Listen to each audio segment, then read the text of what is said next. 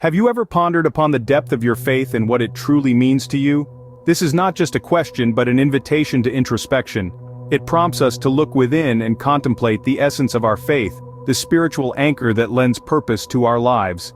Faith is personal, yet universal. It is unique yet shared. So how do you define yours? Let's delve into the wisdom of the ages to see how different leaders have interpreted faith. The early Christian leaders set the foundation for faith as we know it today. Among these influential figures, we find St. Augustine, a theologian from the late 4th and early 5th centuries. His profound words, "Faith is to believe what you do not see. The reward of this faith is to see what you believe," continue to inspire believers worldwide. St. Thomas Aquinas, a prominent philosopher and theologian of the 13th century, is another such leader.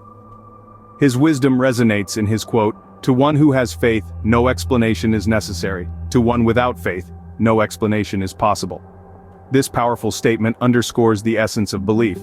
Lastly, we reflect on Martin Luther, a key figure in the 16th century Reformation.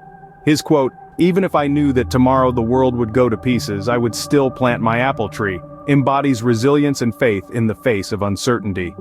These leaders laid the groundwork for faith, but how did it evolve over time? As society evolved, so did the interpretations of faith. The modern era has seen a host of Christian leaders, each bringing their unique perspectives to our understanding of faith. Let's dive into some of their thought-provoking words. Billy Graham, a respected evangelist, once said, "God has given us two hands, one to receive with, and the other to give with." This quote was made in a time when society was becoming increasingly materialistic. Graham's words remind us of the importance of generosity in our faith, a virtue that remains relevant today.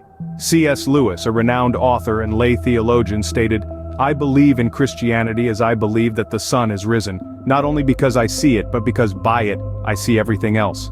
Lewis's words, uttered in the throes of World War II, offer a profound perspective on faith as a lens through which we can understand the world, a perspective that continues to inspire Christians in our time. Lastly, Pope Francis, the current head of the Catholic Church, has said, "We have to learn to see with the eyes of Christ." In a world rife with conflict and division, Pope Francis's words remind us of the need for compassion and understanding, a timeless message that resonates with Christians today. These leaders have brought a contemporary understanding to our faith, but what are the common themes that transcend time? Despite the passage of time, certain themes remain central to the Christian faith. They form the bedrock of what it means to be a follower of Christ. Love, for instance, is a recurring theme.